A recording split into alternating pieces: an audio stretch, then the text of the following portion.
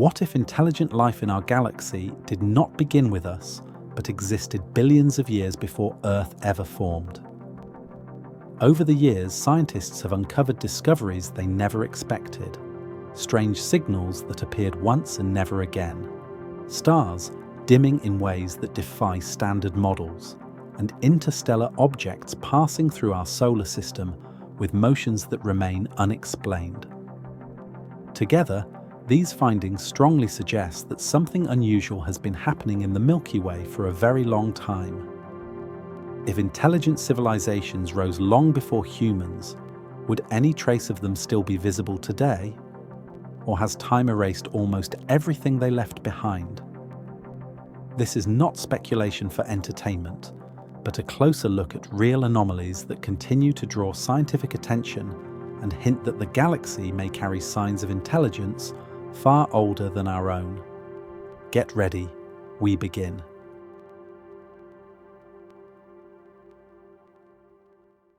Imagine this. You are looking at the night sky. It is quiet. It feels empty. The stars look cold and distant. For a moment you might even feel that we are truly alone.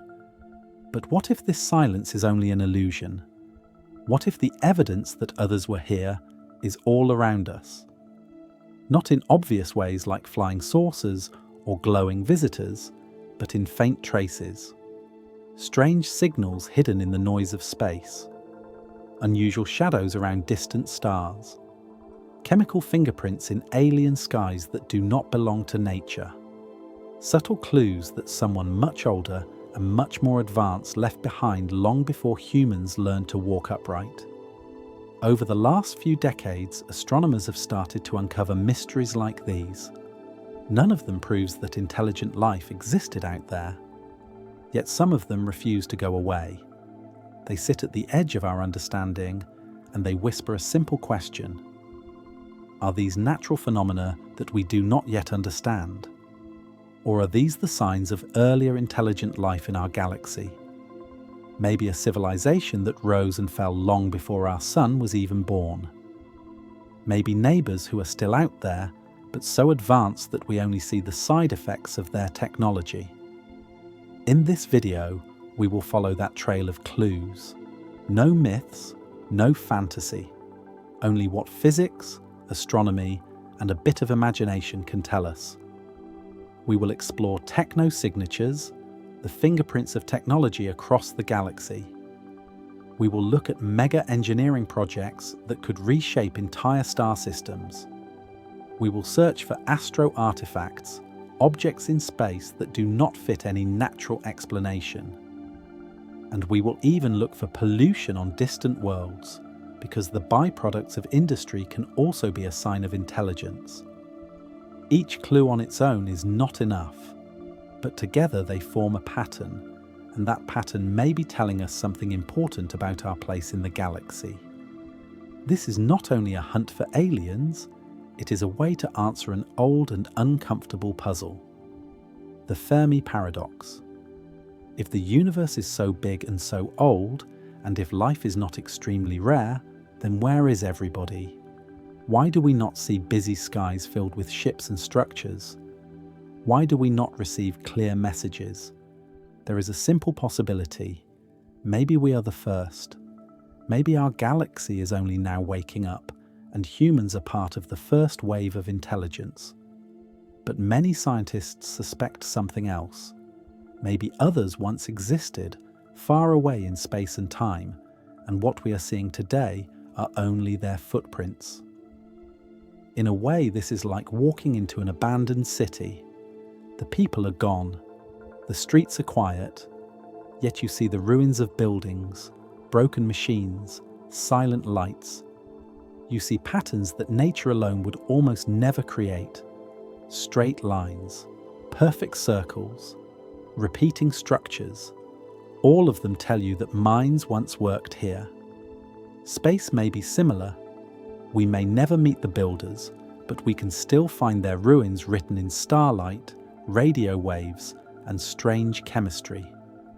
To follow this story, we first need to define what kind of evidence we can realistically hope to find. When people think of aliens, they often imagine direct contact, a ship landing, a face-to-face meeting, some grand moment where the universe suddenly feels small and alive. That is the dream.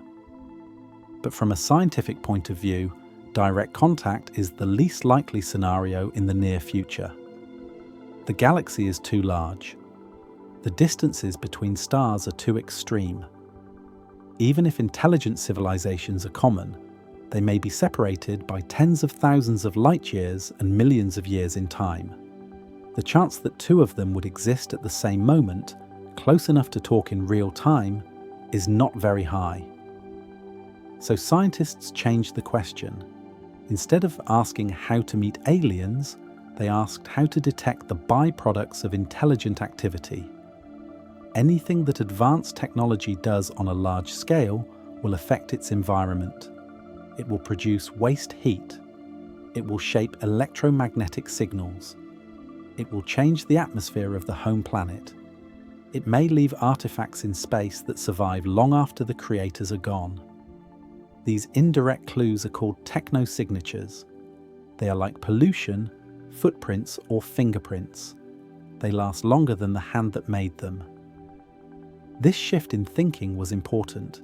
It turned the search for extraterrestrial intelligence from a hopeful waiting game into a field of study. It allowed researchers to use the same tools they already use to study stars and planets: telescopes, radio antennas, spectrometers, and computer models. Instead of asking for a miracle, they ask a more realistic question. If a civilization existed somewhere in our galaxy in the past, what traces would it leave that we could still detect today? And are any of those traces already mixed into the data we collect every night? The first obvious technosignature is artificial radio signals.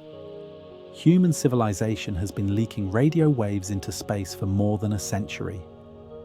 Our radar systems, television broadcasts, and communication networks all produce electromagnetic noise.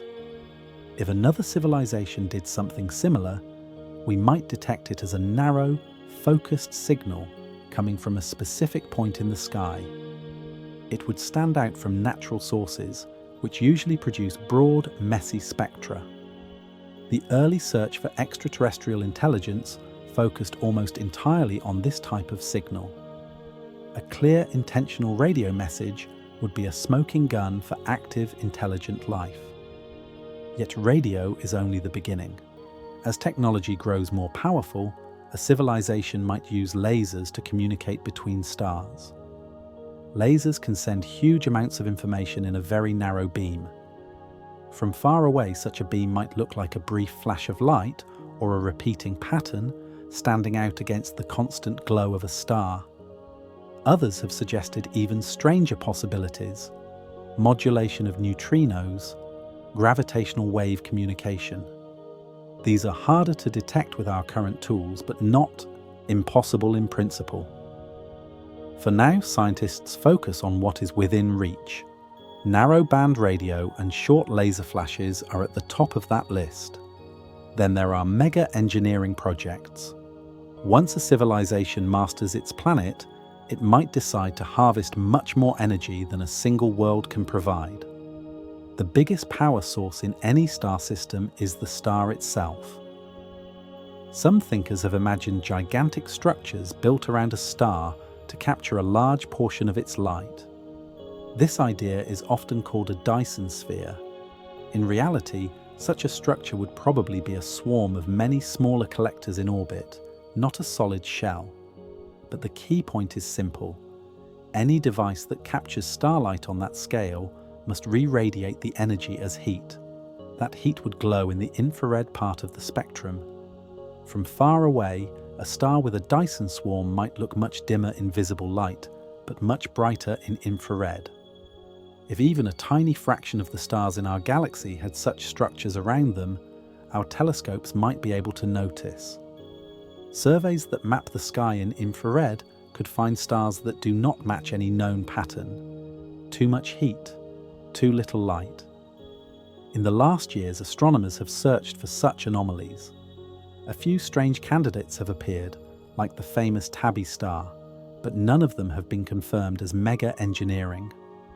Still, the search continues and improves as new instruments come online.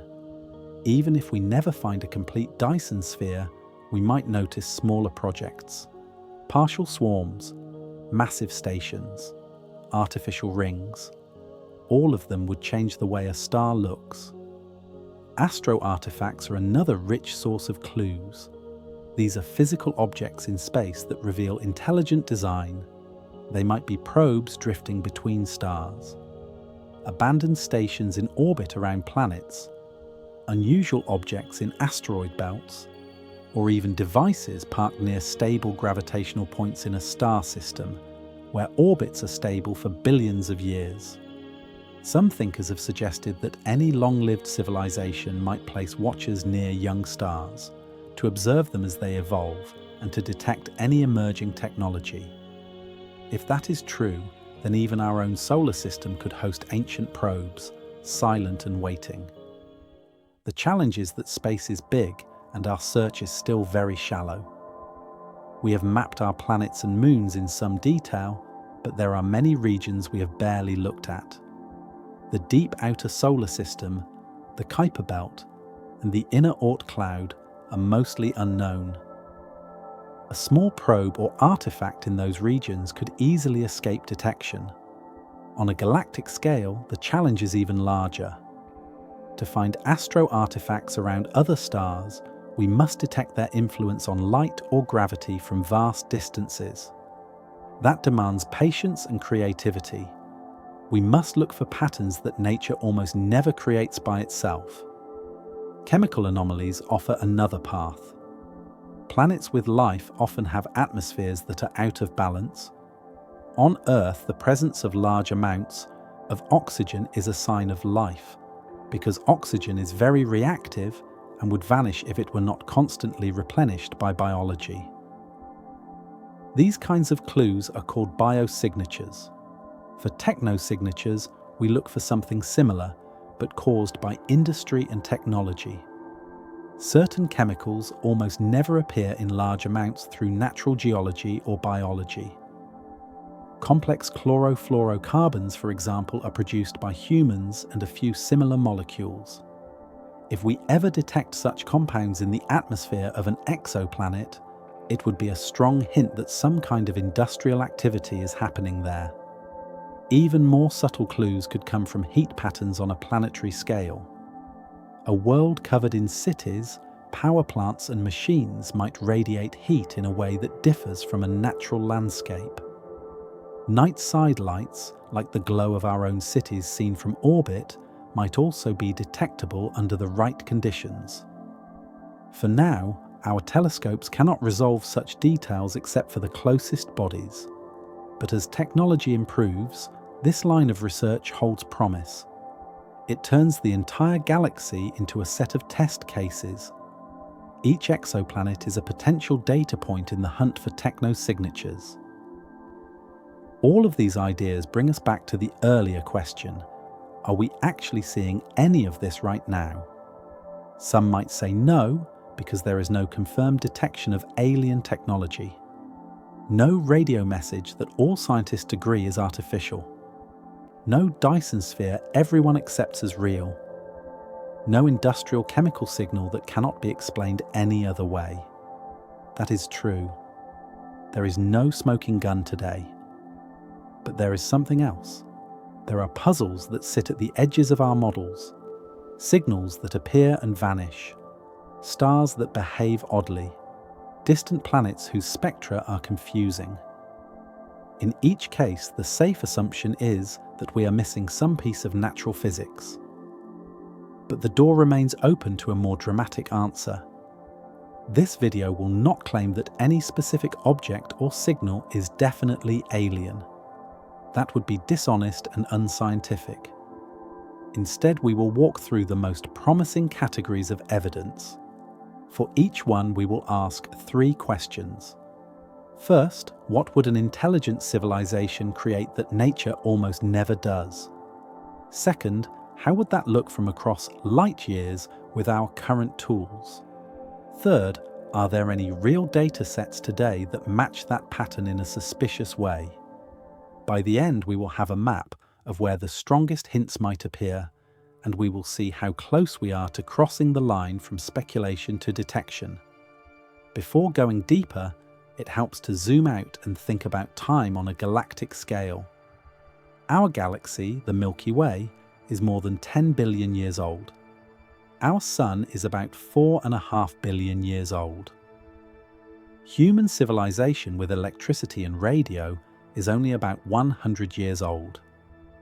If intelligent life arose even once somewhere else in the galaxy, a few billion years before us, that civilization could have had millions or even hundreds of millions of years to develop.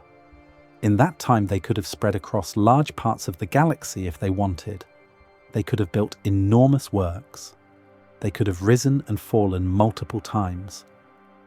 When thinking about signs of earlier intelligent life, we are not only looking for neighbours who are still active today, we are also looking for fossils, technological fossils, structures, signals, and chemical scars left behind after the builders are gone.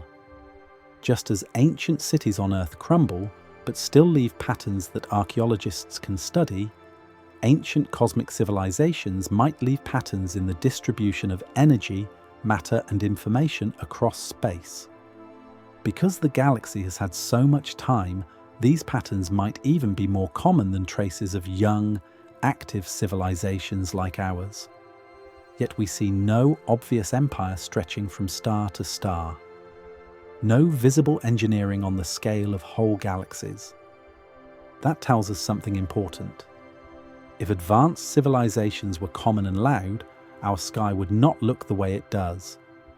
So either intelligent life is rare, or it tends to remain quiet, or it does not survive for long on cosmic timescales.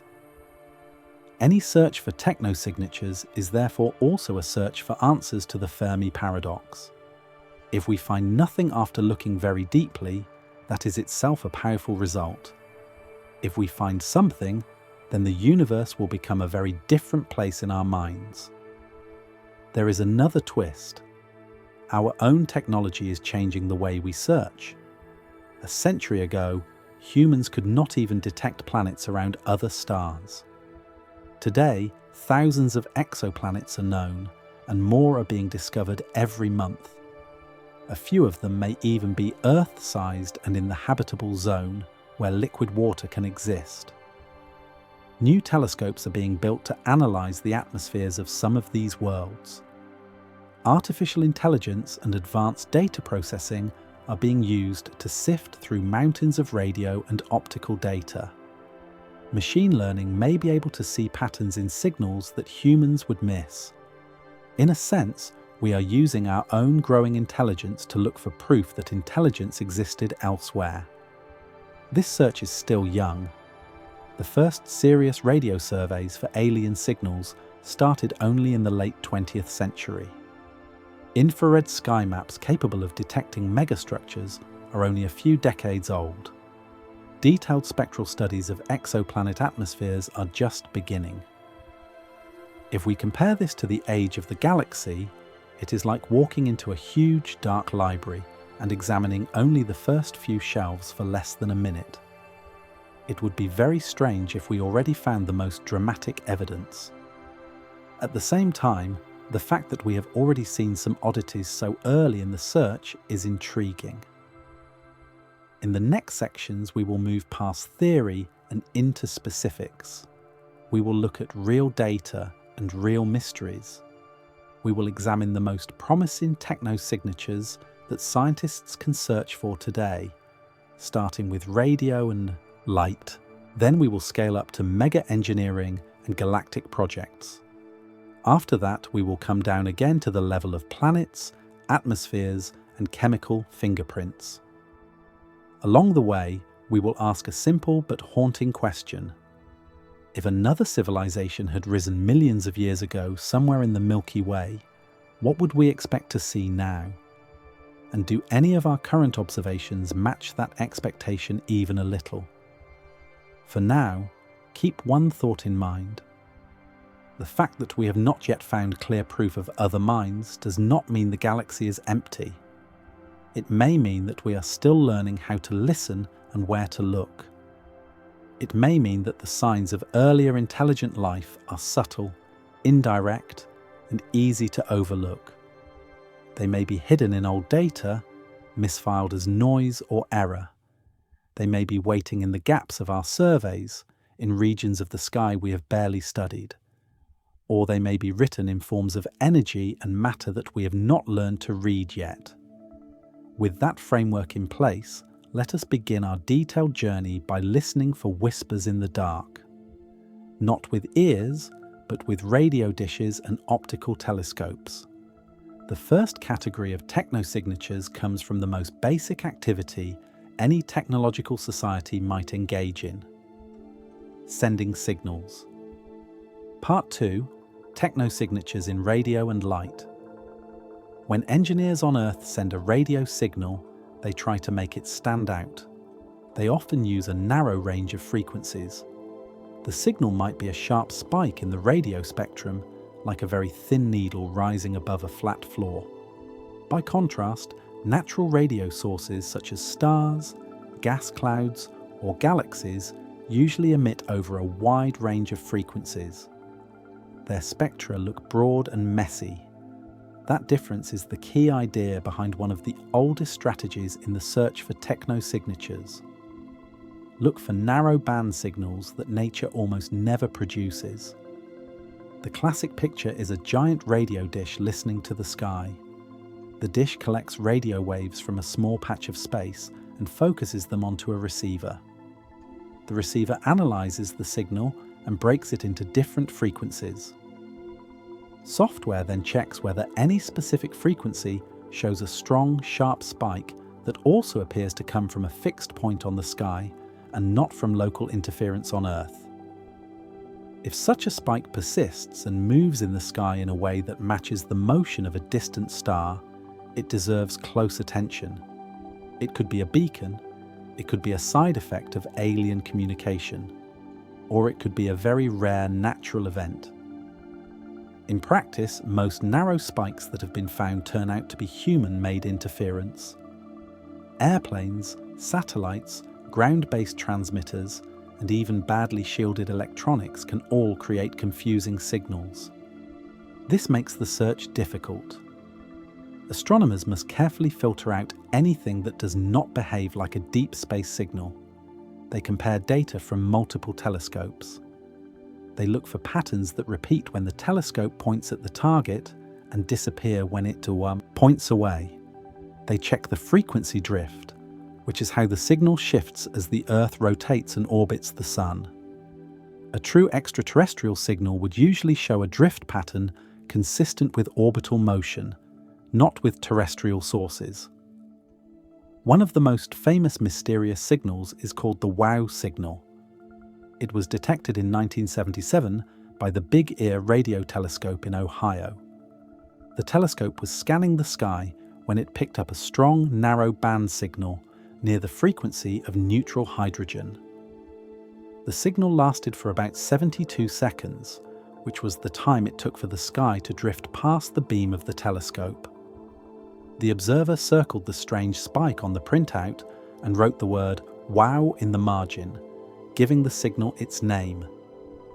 Ever since, people have wondered whether this might be the first sign of distant intelligence. The WOW signal has never repeated. Despite many follow-up observations of the same region of the sky, nothing like it has been heard again. That makes it hard to study. Some possible explanations involve natural sources like comets or unknown radio bursts. Others suggest human interference. None have been fully convincing. If it was a message, it was a very brief one, and it came and went decades ago. Most scientists treat it as an intriguing but unresolved event. It is a good reminder that real data can sometimes give us exactly the sort of puzzle we expect from technosignatures, yet still leave us unsure. Since the time of the WOW signal, radio technology and search methods have advanced. Modern surveys can scan large parts of the sky with high sensitivity and resolution. Instead of checking a few frequencies, they can analyze billions of channels at once. Dedicated programs such as Breakthrough Listen have used some of the world's largest radio telescopes to listen toward thousands of nearby stars, as well as toward the plane of the galaxy. They are building huge archives of data that can be reanalyzed many times with new algorithms. This is important because the signature of an artificial signal may not be obvious at first glance. For example, an advanced civilization might not use a simple narrow spike. It might use spread spectrum techniques, where the signal is deliberately smeared across a wide frequency range in a way that looks like noise. This is similar to how some modern communication systems on Earth work, because such signals can resist interference and eavesdropping. To recognize this kind of technosignature, we would need to look for unusual patterns in time or polarization rather than in frequency alone. Machine learning tools can help identify such patterns, especially if they are subtle or buried in natural noise. Another possibility is that an alien society might not intend to broadcast at all. We might detect their activity through leakage, the same way that our own television and radar signals leak into space without any attempt to reach other stars. This leakage would likely be weaker and less organized than a deliberate beacon. It might appear as a faint drifting signal that varies as the planet rotates and as transmitters on its surface switch on and off. Detecting such leakage from even the nearest stars would be difficult with current instruments, but not impossible in the future. Apart from radio, lasers offer another promising channel for technosignatures. Imagine a civilization that wants to send a high-bandwidth message to a colony thousands of light years away. A powerful laser beam pointed at the target star could carry enormous amounts of information compared to a radio signal. From the side, an observer like us might see occasional flashes if the beam happens to sweep past Earth, or if some of the light scatters off dust. These flashes would be very brief, and would likely be visible only at specific wavelengths. To search for these, astronomers use fast photometers and spectrographs. These devices can detect changes in brightness happening in a fraction of a second. The goal is to catch sharp spikes of light that stand out from the normal flicker of stars and from random noise. A true laser pulse from an advanced civilization might be brighter than the host star for a very short moment, then vanish. To confirm it, observers would need to see the same pattern again or detect a sequence that clearly encodes information. So far, no confirmed laser technosignature has been found. However, optical surveys have noted many strange transient events. Some are likely due to instrumental glitches. Others come from natural events like flares on the surface of the star or small bodies crossing the field of view. As instruments improve, the ability to distinguish between these and possible artificial pulses will grow.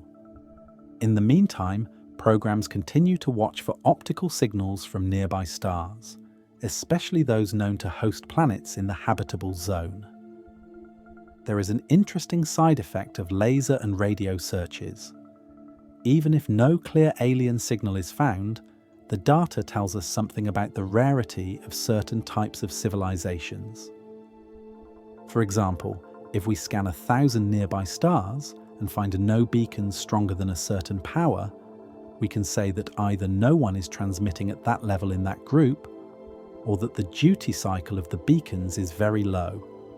In other words, they might be sending very rarely.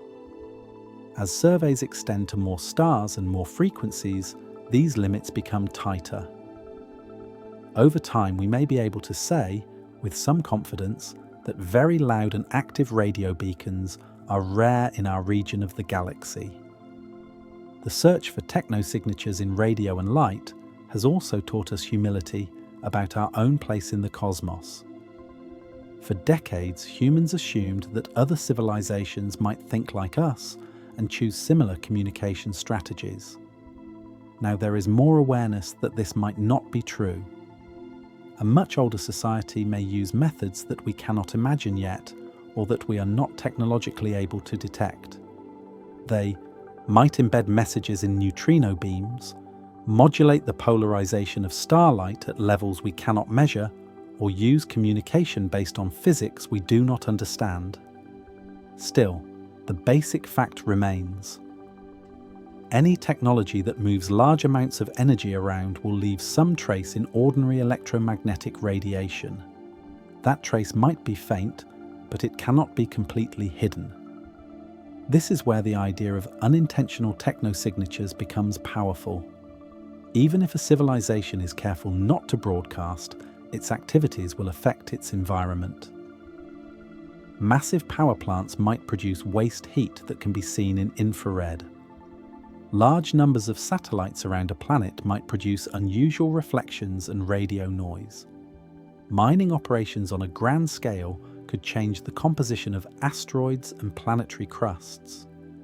On Earth, humans have already altered the atmosphere, land, and oceans in ways that would be obvious to a distant, advanced observer.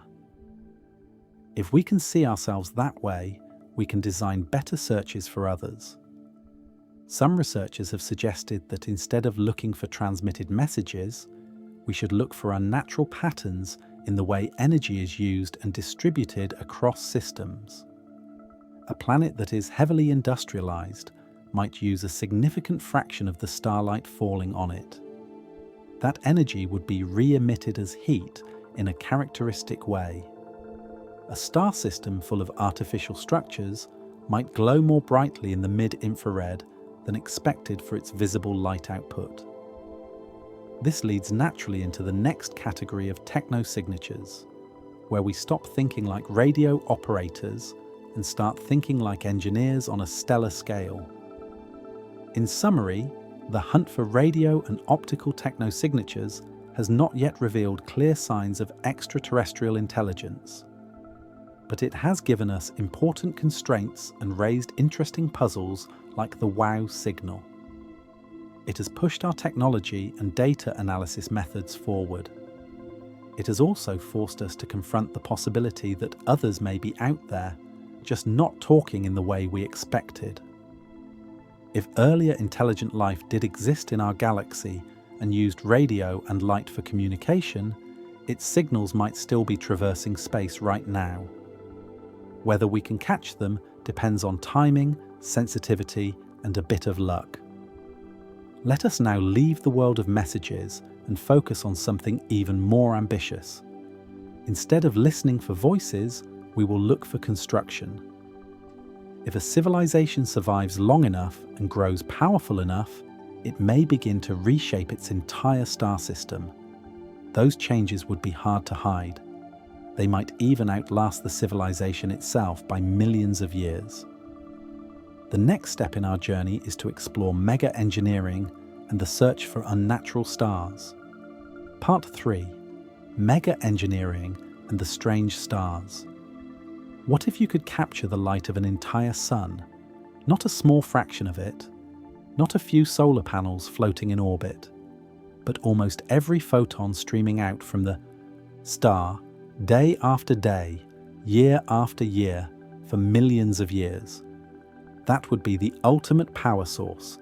It would allow a civilization to run planetary-scale computers, interstellar propulsion systems, entire artificial worlds.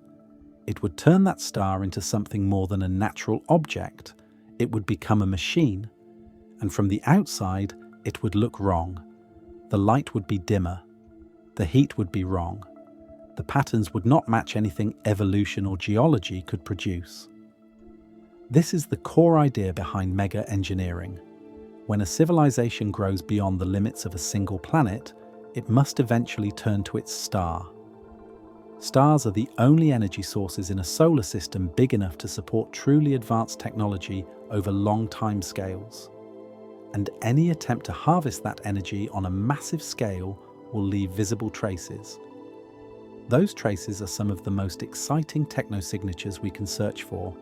because they are hard to hide and they can last for geological ages, even after the builders are gone. The most famous concept is the Dyson sphere, first proposed by physicist Freeman Dyson in the 1960s. He imagined a shell or swarm of structures orbiting a star designed to collect most of its radiation. The captured energy would be used by the civilization, then re-emitted as waste heat. That waste heat would glow in the infrared part of the spectrum. From far away, an astronomer might see a star that is much dimmer in visible light than expected, but much brighter in the mid and far infrared. That mismatch would stand out in surveys. Dyson himself did not believe in solid shells. A rigid sphere around a star would be gravitationally unstable and would require materials far beyond anything we know. Instead, he suggested a swarm of independent collectors. Each one could be a satellite, a habitat, a solar panel, or some combination. Together, they would form a cloud around the star. The swarm would be dynamic and could be adjusted over time. From a distance, it might look like the star is surrounded by a haze that absorbs and re-radiates light. Since Dyson's paper, astronomers have searched for such objects. They look for stars with excess infrared emission that cannot be explained by dust, planets, or other natural processes. Most infrared bright objects turn out to be young stars still surrounded by protoplanetary disks, or older stars with debris from asteroid collisions. But every so often something strange appears.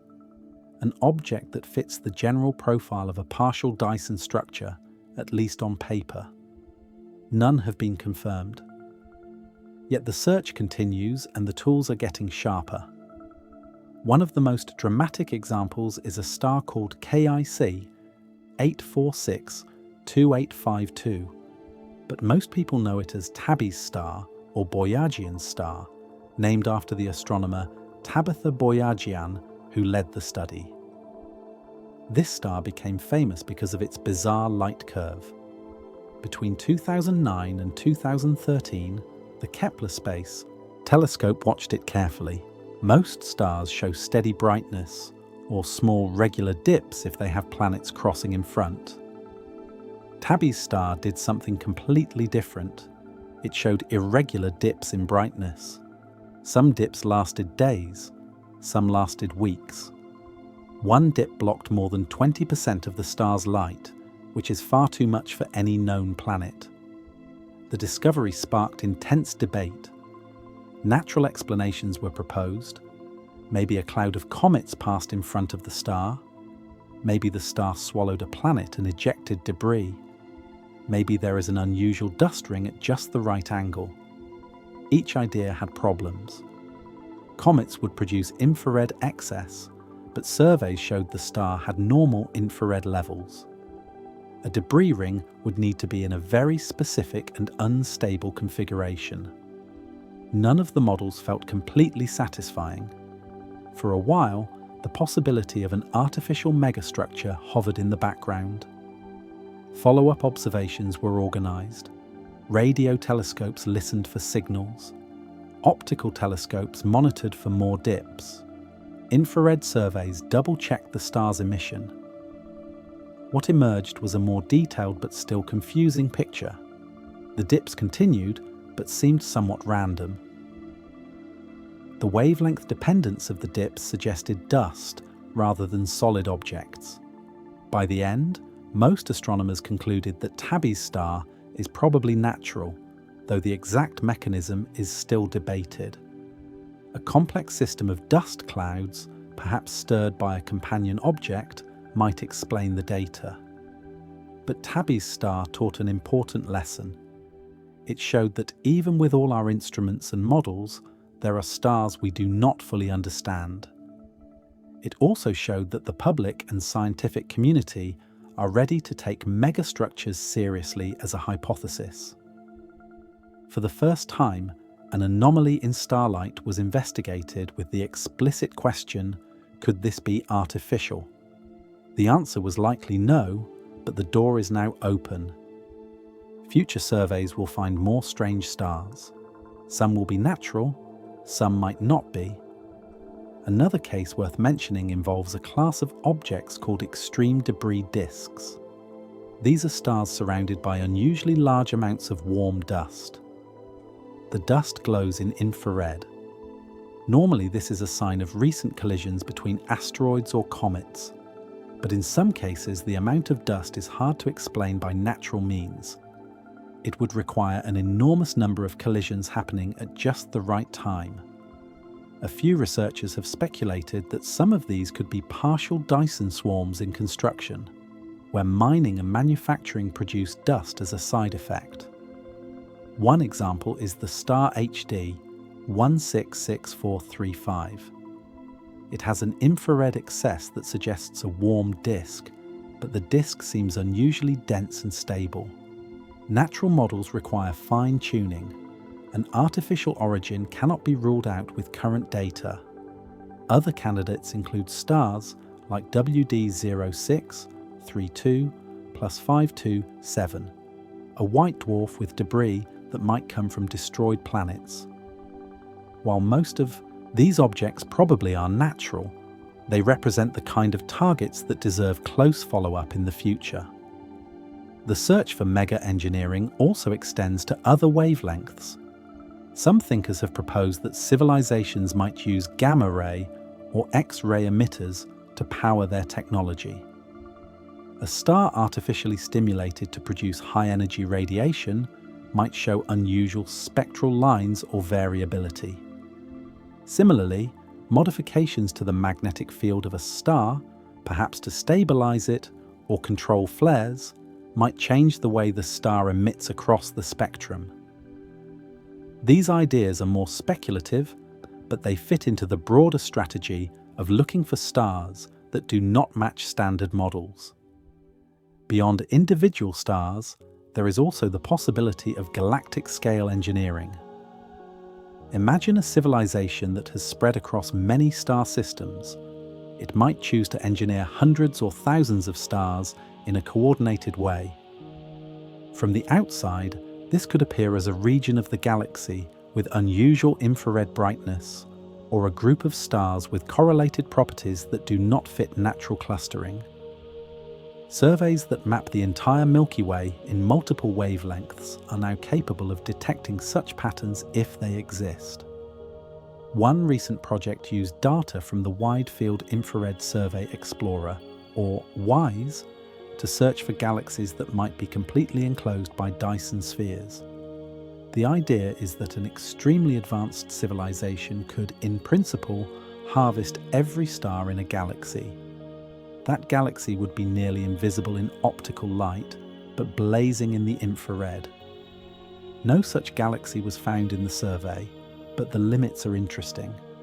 They suggest that if galaxy-spanning super-civilizations exist, they are very rare, at least in the observable universe within a certain range. It is also worth thinking about what mega-engineering would look like at different stages. A young civilization might build a partial swarm around its home star, covering maybe 1% of the surface. This would produce a small but detectable infrared signature. As the civilization grows, the coverage might increase. At some point, the star becomes mostly enclosed. Later, the civilization might expand to other stars, leaving the original swarm intact. If we are looking at a mature, multi-star empire, we might see several stars in a cluster all showing similar anomalies. Time also matters. A Dyson swarm could remain functional for millions of years if maintained. But eventually, without maintenance, the individual components would drift, collide, or decay. The structure might slowly fall apart. What would remain is a debris field, possibly detectable as excess infrared or unusual dust patterns. In this sense, mega-engineering leaves fossils. Even after the civilization is gone, the ruins of its greatest works might still be visible. There is another twist. Some researchers have suggested that advanced civilizations might deliberately avoid building Dyson spheres, at least in obvious ways. They might prefer to stay hidden. They might use more subtle energy sources. They might live in virtual worlds that require far less energy than physical expansion. Or they might have ethical or ecological reasons to leave stars untouched. If that is common, then megastructures might be rare even if intelligence is not. This possibility complicates the search, but it does not make it pointless. If even a small fraction of civilizations build megastructures, we should eventually detect some. The absence of clear mega-engineering also tells us something. If Dyson swarms are easy to build and long-lasting, and if intelligent life is common, we would expect to see many of them. The fact that we do not suggests either intelligence is rare, or megastructures are not built often, or they are built in ways we do not recognize yet. Each of these options has deep implications for the Fermi paradox and our understanding of technological evolution. Some of the most interesting mega-engineering concepts go beyond energy collection. Imagine structures built to move entire stars. A device called a Shkadov thruster uses a giant mirror to reflect light from one side of a star. Over millions of years, the pressure from that light would push the star in a specific direction. A civilization could use this to steer its home star away from hazards or to travel slowly across the galaxy. The mirror itself would block part of the star's light and create an asymmetric infrared glow. From far away, it might look like a star with a strange hot spot or shadow. Another idea is star lifting, where plasma is pulled off the surface of a star using magnetic fields. This material could be used for fusion fuel or construction. The process would change the star's mass and spectrum over time. A star that is being mined might age more slowly or show unusual chemical abundances. It might also produce magnetic activity that does not fit standard stellar models. Again, these are speculative ideas, but they give us new patterns to search for. Mega-engineering is not limited to stars. Civilizations might also reshape planets, moons, or entire asteroid belts. Large-scale mining could strip asteroids down to nothing, leaving only scattered debris. Artificial rings around planets, space elevators, and orbital habitats would all be visible with the right instruments. Even the arrangement of objects in a solar system might reveal intelligent design. For example, a perfectly circular ring of objects at a specific distance from a star would be very suspicious. Nature tends to produce ellipses and chaos. Perfect order is a clue. Looking forward, new telescopes will make the search for megastructures much more powerful. The James Webb Space Telescope can study the infrared sky in great detail. Future missions may scan thousands of stars for anomalies. Ground-based surveys will map the entire sky repeatedly, catching changes over time. Machine learning algorithms will sift through the data, looking for patterns that humans might miss. If there are partial Dyson swarms out there, the next decade might reveal them. In summary, mega-engineering technosignatures represent some of the most dramatic evidence we could hope to find. They are hard to fake and hard to hide. They would persist across deep time. While no confirmed examples exist today, several puzzling objects like Tabby's star remind us that the universe still holds surprises. The search is just beginning. As our tools improve, we are moving closer to the moment when we might see something that cannot be explained by nature alone. Now let us shift from the larger scale down to something smaller, but no less fascinating. Instead of looking for structures that encircle stars, we will search for objects drifting through space. Silent, ancient, and possibly artificial. These are the astro-artifacts, and they may be hiding in plain sight. Part 4. Astro-artifacts and silent watchers. There is something unsettling about the idea that we might not be alone in our own solar system. Not visitors arriving now, not living beings watching us in real time, but objects, old, dormant, left behind by someone who passed through long ago, maybe millions of years ago, maybe even before life on Earth began. Probes sent to explore, monuments built to mark territory, machinery designed to observe and record. They would be small, silent, easy to overlook, and if they are out there, we may have already seen them without realizing it. This is the concept of astro-artifacts, physical techno-signatures scattered through space. Unlike radio signals that fade, or Dyson spheres that require constant maintenance, a well-built probe could last for geological ages. Some materials, if shielded from radiation and collisions, can survive billions of years in the vacuum of space. A probe sent out by an earlier civilization might still be functional today, or it might be dead, but still recognizable as artificial. Either way, finding such an object would be one of the most important discoveries in human history. The idea is not new. In the 1960s, researchers speculated about self-replicating probes.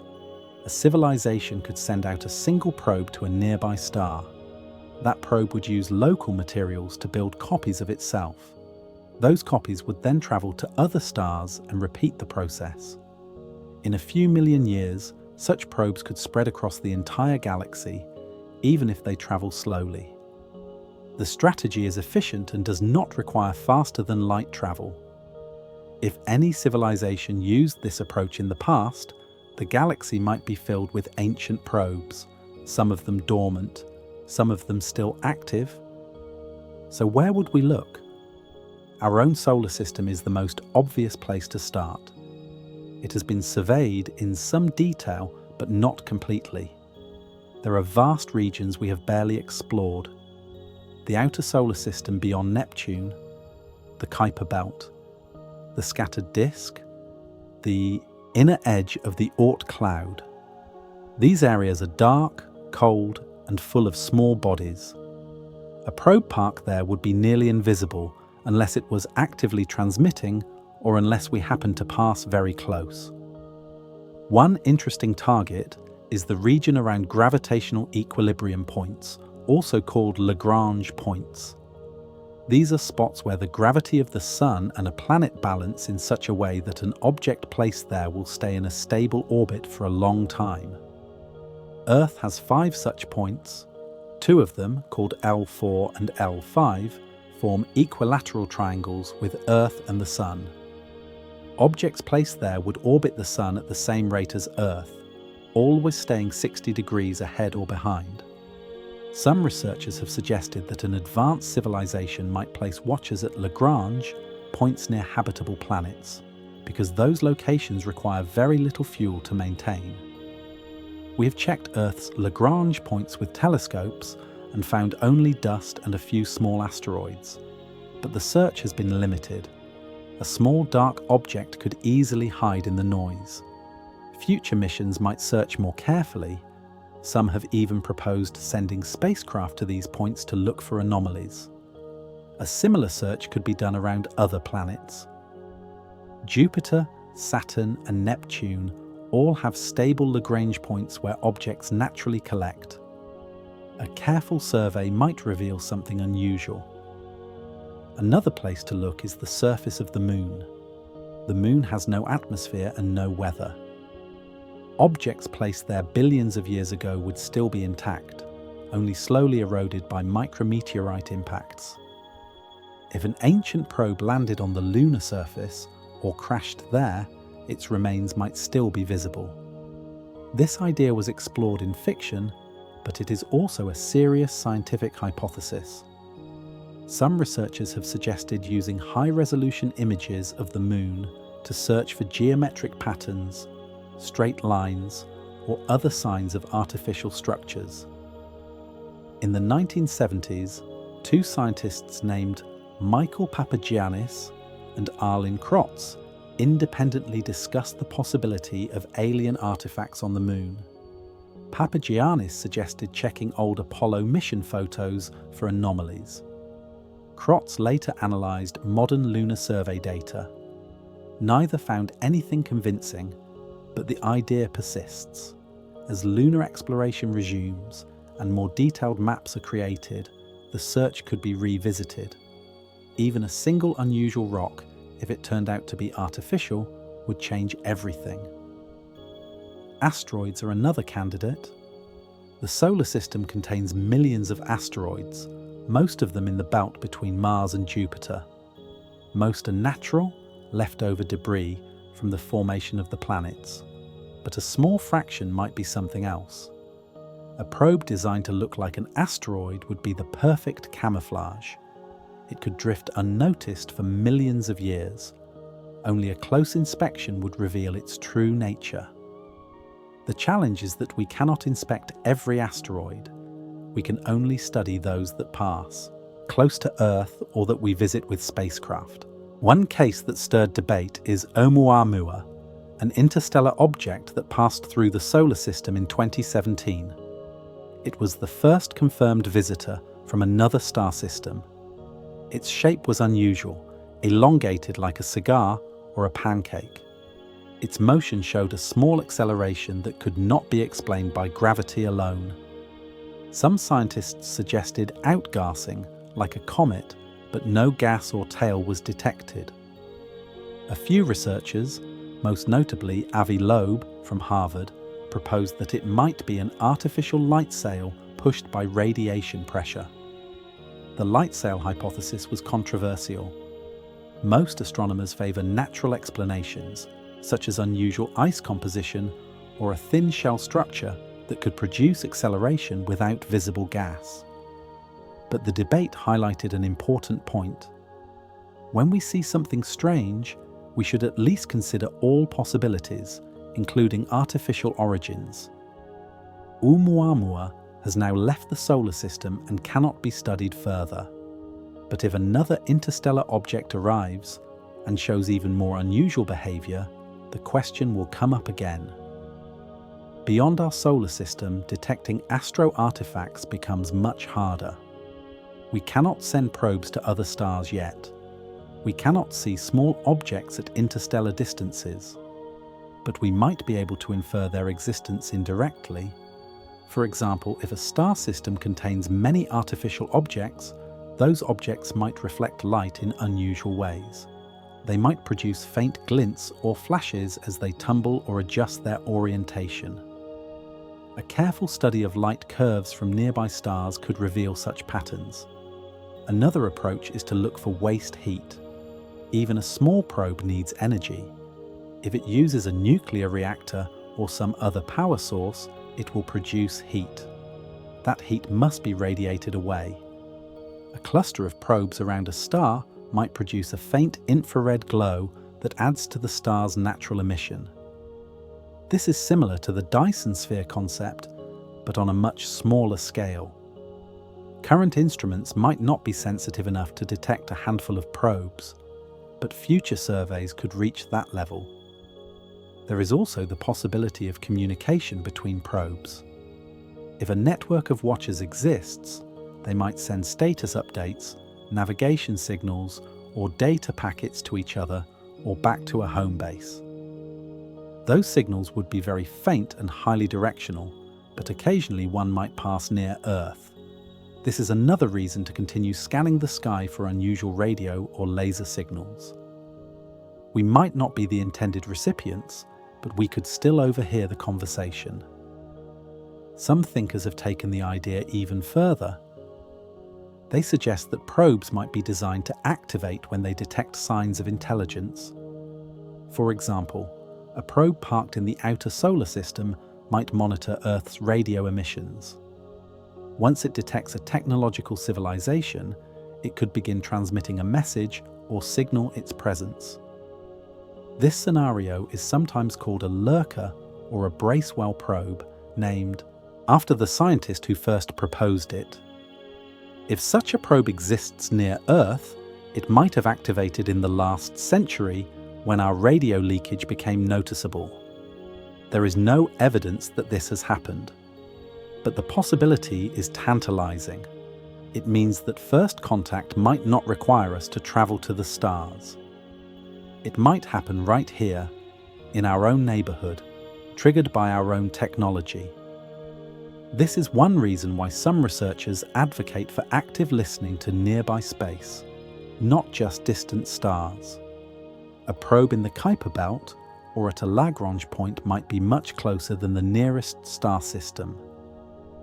Let us also consider the flip side. If we do not find any astro artifacts in our solar system after a thorough search that tells us something important, it suggests that either interstellar probes are very rare, or they avoid our type of star, or they self-destruct after a certain time. Each of these conclusions helps narrow down the parameter space for the Fermi paradox. The absence of evidence, if the search is deep enough, becomes evidence of absence. Looking forward, several projects are beginning to take astro artifacts seriously. Some groups are analysing asteroid survey data for objects with unusual orbits or properties. Others are planning missions to explore the outer solar system, partly motivated by the possibility of finding something unexpected. Still others are developing AI tools to scan images of the Moon, Mars, and other bodies for geometric anomalies. These efforts are still in early stages, but they represent a shift in thinking. The search for technosignatures is no longer limited to signals. It now includes the physical realm. One exciting development is the growing archive of high-resolution planetary images.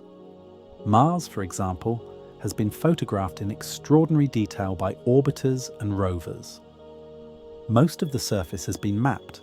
If any large artificial structures exist on Mars, we would probably have seen them by now. But small objects, or objects buried under dust, could still be hidden.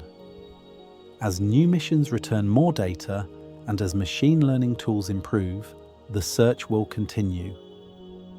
Another area of interest is planetary defense and asteroid tracking. Programs designed to watch for near-Earth objects also collect data on thousands of asteroids. This data can be mined for anomalies. An object with an unusual spectrum, an odd rotation rate, or a trajectory that does not fit natural dynamics might deserve closer inspection. Some researchers have begun to apply this approach, creating catalogues of strange objects that warrant follow-up. In summary, astro artifacts represent a different kind of technosignature. They are local, physical, and potentially accessible. They do not require us to detect faint signals across light years. Instead, they challenge us to look more carefully at our own cosmic backyard. If earlier intelligent life sent explorers into the galaxy, some of those explorers might still be drifting through space, silent and patient. Finding even one would transform our understanding of the universe. Now let us return to planets. Not to search for life, but to search for the side effects of industry and technology. Because even without probes or megastructures, a civilization might reveal itself through the chemistry of its air. Part 5. Chemical fingerprints and polluted skies.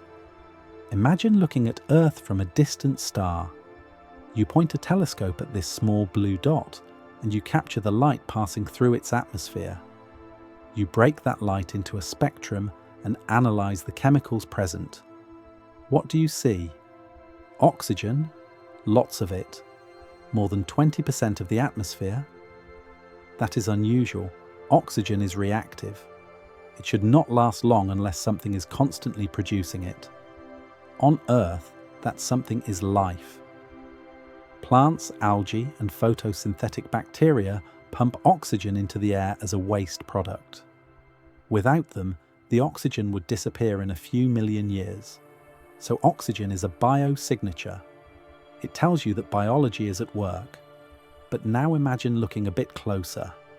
You detect something else. Molecules that almost never appear in nature. Chlorofluorocarbons, industrial solvents, nitrogen compounds from agriculture and combustion, methane at levels far higher than any natural source could produce. These are not signs of life in general, they are signs of technology. They are the fingerprints of industry, agriculture, and large-scale energy use. They are techno-signatures written in the chemistry of the sky. This approach is one of the most promising ways to detect earlier or distant intelligent life. Every civilization that uses chemistry will leave traces in its atmosphere. On Earth, human activity has already altered the composition of the air in measurable ways. Carbon dioxide levels have risen. Methane concentrations have increased. Synthetic chemicals that did not exist a century ago are now detectable. If we can see this in our own atmosphere, we can search for it in others. The key is to identify chemicals that are unlikely to be produced by natural processes. Some molecules are made by life, but also by geology or atmospheric chemistry. Those are ambiguous. But a few molecules are almost exclusively artificial. Chlorofluorocarbons, or CFCs, are the classic example. They were used in refrigerants and aerosol sprays for decades before being phased out due to ozone depletion. CFCs do not occur naturally on Earth. If we detected them in the atmosphere of an exoplanet, the most reasonable explanation would be industrial activity. The same logic applies to other synthetic compounds, certain nitrogen oxides, some halogenated hydrocarbons, complex organic molecules that require high-energy processes to form. Each of these could serve as a technosignature if found in the right context. The challenge is that detecting them requires very precise spectroscopy. We must measure the light from a planet as it passes in front of its star, or as it reflects starlight, and we must resolve individual absorption lines corresponding to specific molecules. This is now becoming possible. The James Webb Space Telescope and future ground-based observatories can analyze the atmospheres of some exoplanets. For now, the focus is on biosignatures like oxygen and methane. But the same techniques can be used to search for technosignatures. If a nearby exoplanet happens to host an industrial civilization, and if that civilization uses chemistry similar to ours, we might detect their pollution within the next few decades. There is an irony here. Pollution, often seen as a negative side effect of progress, becomes a beacon across the stars. A dirty atmosphere might be easier to detect than a clean one. This raises interesting questions about the visibility of civilizations. A society that advances to clean energy and sustainable practices might leave fewer chemical traces. One that industrializes rapidly and carelessly might light up the sky with technosignatures. In a way, the search for atmospheric technosignatures might preferentially find civilizations at a certain stage of development. Timing also matters. CFCs, for example, were only widely used on Earth for about 50 years. If an alien astronomer looked at Earth in the year 1950, they would not have seen them. If they look a few centuries from now, after we have fully cleaned up, they might not see them either. The window of detectability could be narrow. This suggests that if we do find atmospheric technosignatures, we might be catching a civilization during a brief and messy phase of its history. Another category of atmospheric technosignatures involves heat and light patterns. A heavily industrialized planet would produce excess heat from cities, factories, power plants, and transportation. That heat would change the thermal profile of the planet. A careful study of infrared emission might reveal hotspots that do not match natural geology. Similarly, a planet with extensive artificial lighting might glow faintly on its night side. This glow would be most visible at certain wavelengths and could be distinguished from natural airglow or auroras. On Earth, city lights are bright enough to be seen from space.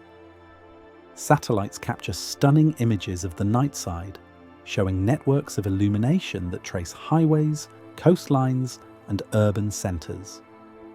From a distant vantage point, such lights would be faint, but with a large enough telescope and careful data processing, they might be detectable. Some researchers have calculated that detecting city lights on an Earth-like planet around a nearby star would require instruments only slightly more powerful than what we have today. Another clue could come from changes in albedo, the amount of light a planet reflects. Large-scale agriculture, deforestation, and urban sprawl all change the reflectivity of the surface. A planet that suddenly becomes more or less reflective over a few centuries might be undergoing industrialization. Seasonal or regional patterns in albedo could also reveal organized activity. For example, fields that are green in summer and brown in winter create a rhythm that might be detectable in integrated light. Water usage is another potential technosignature. A civilization that redirects rivers, builds massive reservoirs, or uses large amounts of water for cooling and agriculture will alter the hydrological cycle of its planet. This could affect cloud cover, humidity, and precipitation patterns. While these changes are subtle, they might be visible in high-resolution climate models based on atmospheric data. If a planet shows signs of an atmosphere that is being actively managed, that would be worth investigating. Some thinkers have even proposed looking for technosignatures in the geology of exoplanets. Mining on a large scale could strip away surface layers and expose materials that would normally remain buried. This might change the reflectance spectrum of the planet in unusual ways. Massive construction projects could create geometric patterns visible from orbit. Canals, roads, and grid-like cities would stand out against natural terrain. For now, we cannot resolve surface features on exoplanets, but future telescopes might approach that capability for the closest targets. There is also the possibility of detecting industrial waste beyond the atmosphere. Civilizations might dump debris into space, creating clouds of junk in orbit. This space debris would reflect sunlight and might produce a faint halo around the planet. A sufficiently cluttered orbit could even dim the planet slightly, similar to a partial Dyson sphere, but on a much smaller scale. While this would be a weak signal, it is in principle detectable with long exposure observations. Let us also consider the broader question of biosignatures versus technosignatures. On Earth, life produces many chemicals. Oxygen, methane, and dimethyl sulfide are all biological products, but these same molecules can sometimes be made by non-biological processes. This creates ambiguity. Technosignatures, on the other hand, are often more clear-cut. A synthetic molecule is hard to explain away. A geometric structure is hard to attribute to geology. In that sense, technosignatures might be more reliable indicators of intelligence than biosignatures are of life. However, technosignatures might also be rarer. Not every civilization will pollute its atmosphere. Not everyone will build visible structures.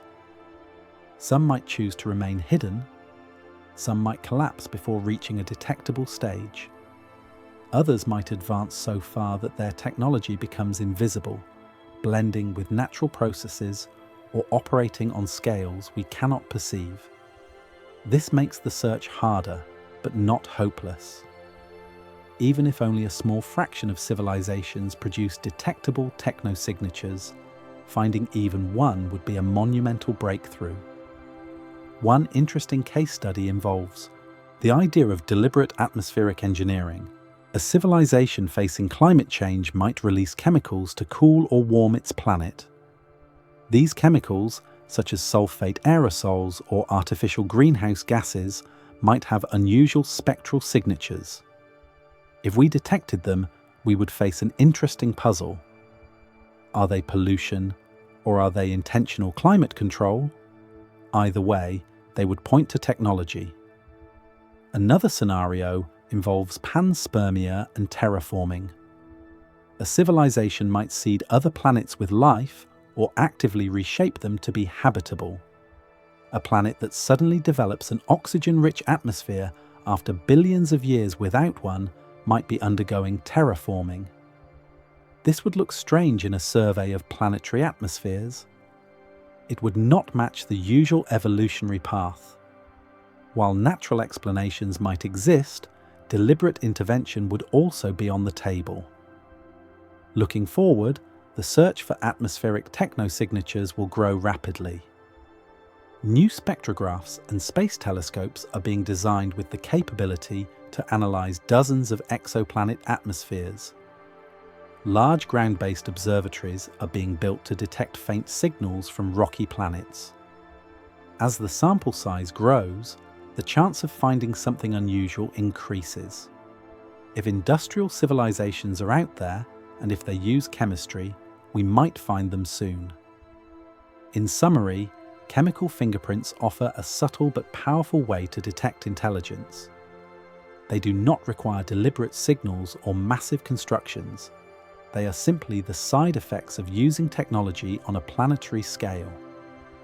If earlier intelligent life industrialized their worlds the way we have, their skies might still carry the evidence. And if we are careful and patient, we might learn to read that evidence across the light years. Now we arrive at the final stretch. We have examined signals, structures, artifacts, and chemistry. Each category offers clues, but none yet offers proof. So what does all this mean? Where do we go from here? And what are the deeper implications for our place in the galaxy? Part 6. Synthesis, Big Questions, and What Comes Next. The search for signs of earlier intelligent life in our galaxy is not just about finding aliens. It is about understanding time, scale, and our own fragility. Every technosignature we search for is also a mirror. It forces us to think about what we leave behind. What traces will human civilization create that might last for millions of years? If another species looks at Earth 1 billion years from now, what will they see? Will they find our cities buried under stone? Will they detect isotopes from our nuclear tests? Will they notice the layer of plastic in the geological record? These questions are uncomfortable, but they are also essential. They connect the search for others to the story of ourselves. Let us step back and ask the central question again. If intelligent life arose somewhere else in the Milky Way millions or billions of years ago, why do we not see overwhelming evidence? Why are the skies not filled with signals, structures, and artifacts? This is the Fermi paradox, and it has haunted scientists for decades. There are many possible answers. Maybe intelligence is extremely rare. Maybe technological civilizations do not last long. Maybe they choose to stay quiet. Maybe they exist, but in forms we cannot recognize. Or maybe we are simply too early. Maybe the galaxy is only now waking up and we are among the first. Each answer has different implications. If intelligence is rare, then we are precious and perhaps alone for a very long time. That would make our survival even more important. If civilizations do not last, then we are facing a great filter, some challenge that most species fail to overcome. That filter might be behind us, like the origin of life, or ahead of us, like nuclear war or ecological collapse. If civilizations stay quiet, then first contact might never happen, or it might be far more subtle than we imagine. If they are unrecognizable, then we need better theories and broader searches. The search for technosignatures helps us test these ideas. Every survey that finds nothing narrows the possibilities. Every strange signal or object that turns out to be natural teaches us more about the universe. And if we ever do find something, the implications will reshape human thought. It would tell us that intelligence is not unique to Earth. It would tell us that the rise of technology is a natural outcome of evolution, not a fluke. It would give us hope that survival is possible, at least if we see evidence of long-lived civilizations. Or it might warn us if we find only ruins. One of the most interesting aspects of this search is the role of time. Civilizations might rise and fall on timescales of thousands or millions of years. But the galaxy has existed for more than 10 billion years. If intelligent life appeared even once every few million years somewhere in the galaxy, there could have been thousands or millions of separate civilizations by now. Most of them would be gone. Their stars might have aged. Their planets might have been destroyed. But their technosignatures could still remain, like fossils scattered through space and time. This makes the search deeply archaeological. We are not only looking for active neighbours, we are looking for the relics of ancient cultures that we will never meet. A Dyson sphere built 5 million years ago might still be glowing in infrared. A probe sent out 1 billion years ago might still be drifting through the Kuiper belt. A chemical signature in an exoplanet atmosphere might be the only trace of a civilization that collapsed millennia ago. In this sense, the search connects us to deep time, to the vast history of the galaxy that existed long before Earth was born. There is also the question of intent. Did earlier civilizations want to be found? If a society decides to send a signal or build a monument, it implies a desire to communicate or to leave a legacy.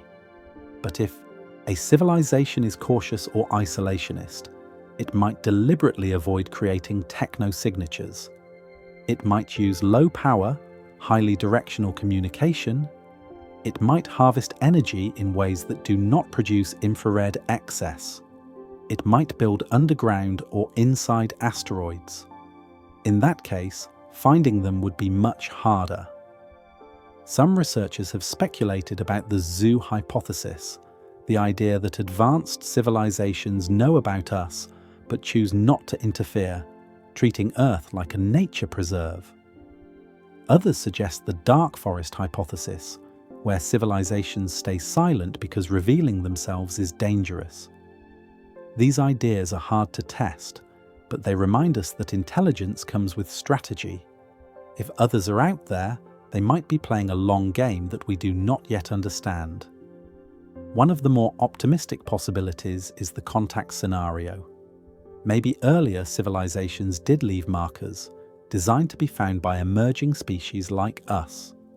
These markers might be located in obvious places, like Lagrange points or the surfaces of moons. They might transmit on frequencies that any technological civilization would discover, like the hydrogen line. They might encode messages in mathematics or universal constants. If this is true, then first contact could happen as soon as we look in the right place. Some argue that SETI, the search for extraterrestrial intelligence, should focus not only on listening, but on searching our local environment for physical beacons. Another scenario involves convergence. Maybe all sufficiently advanced civilizations reach similar conclusions about energy, computation, and communication. They might all build Dyson swarms. They might all pollute their atmospheres during industrialization. They might all send out probes. If this is true, then our own technological path is a useful guide. The things we do and the traces we leave might be universal. That would make the search easier because we know what to look for. On the other hand, divergence is also possible. Maybe intelligence can take many forms, and each one develops technology in a unique way. A civilization based on collective organisms might build very differently from one based on individuals. A species that evolved in the ocean might never develop radio. A society that achieves nuclear fusion early might skip fossil fuels entirely and leave no carbon signature.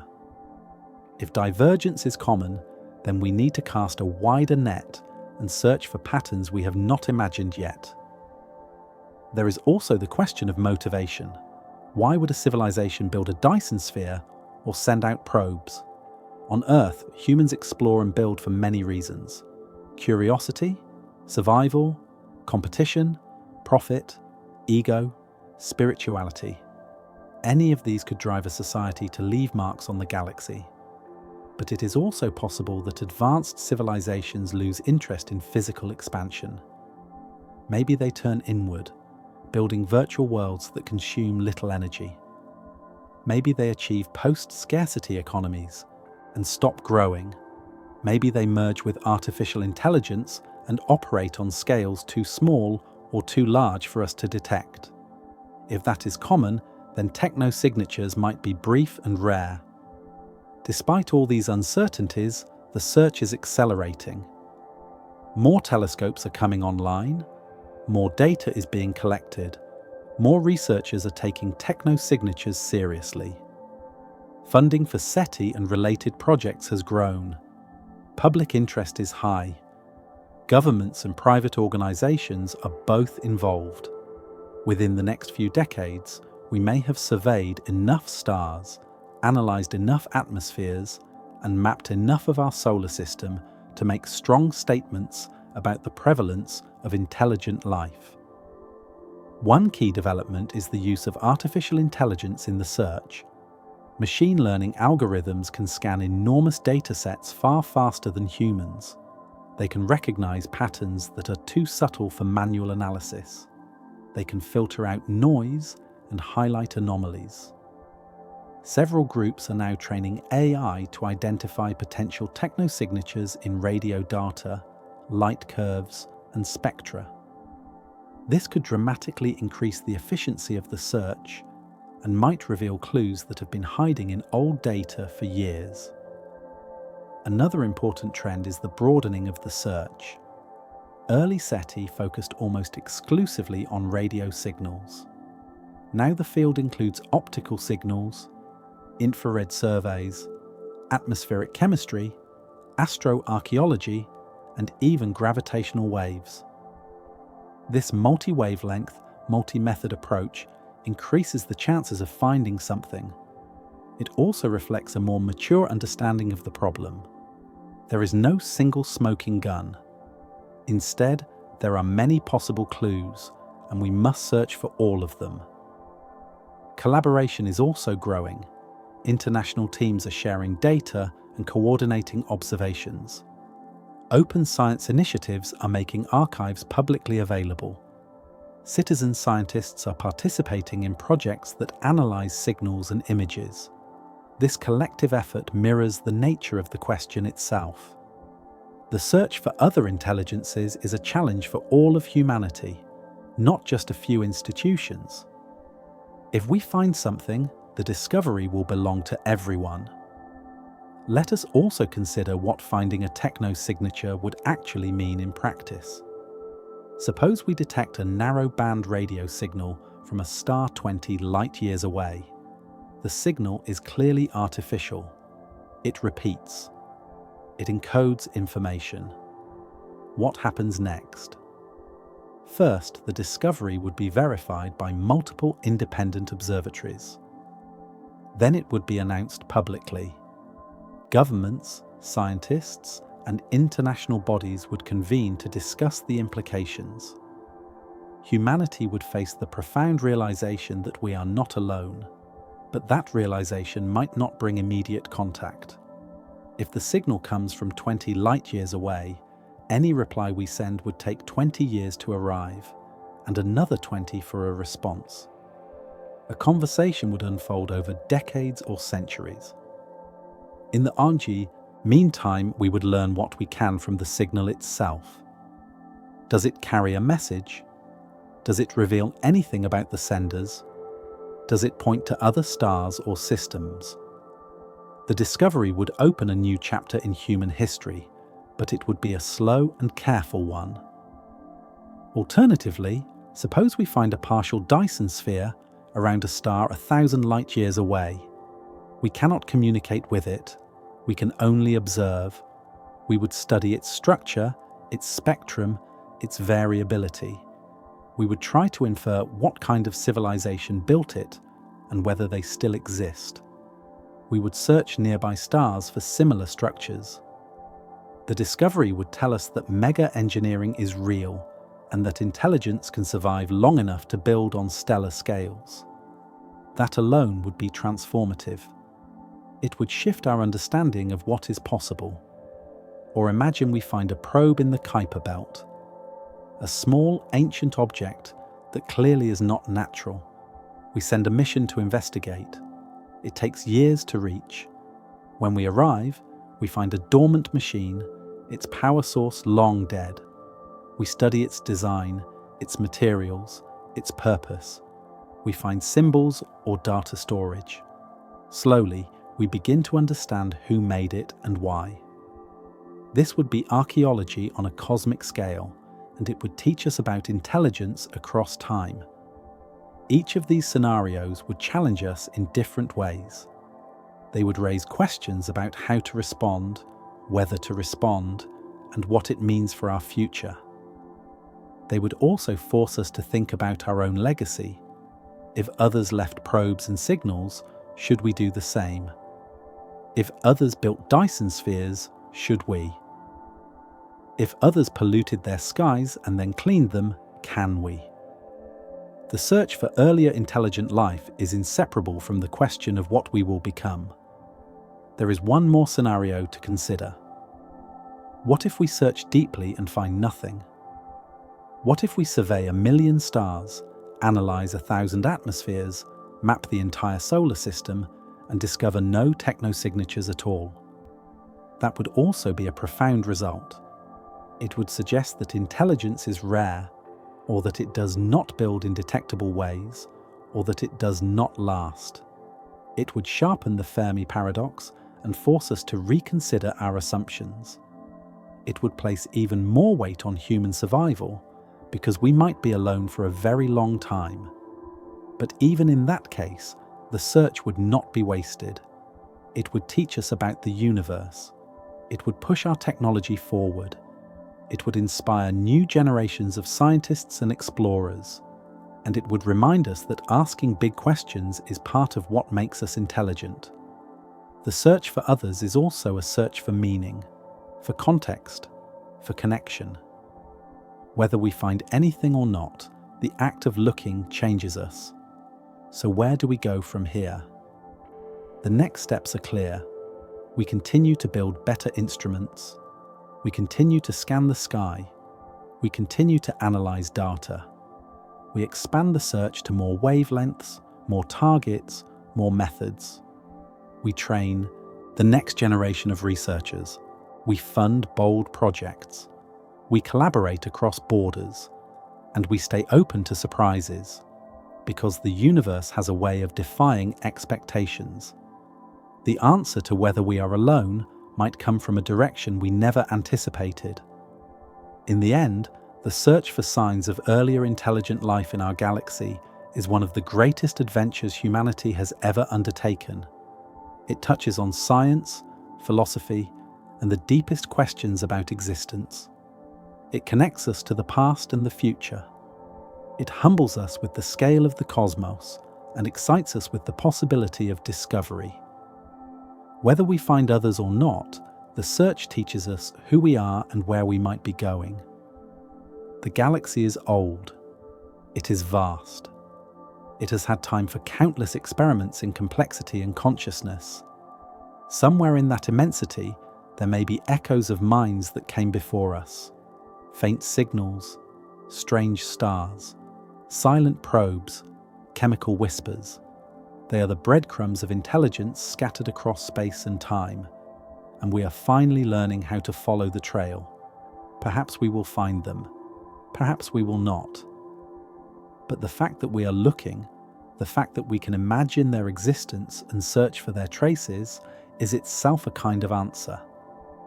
It tells us that the universe is not only a place of stars and atoms, it is also a place where matter can wake up, look around, and ask whether it is alone.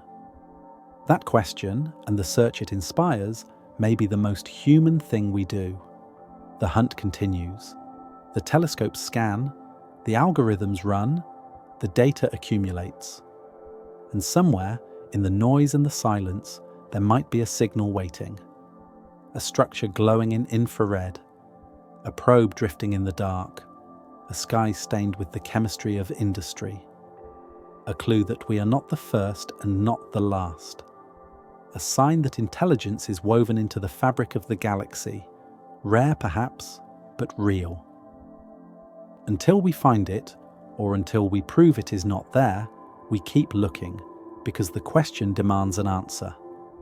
And because the search itself is a techno-signature of our own. A marker that we were here, that we wondered, that we reached out into the dark and asked the stars to speak.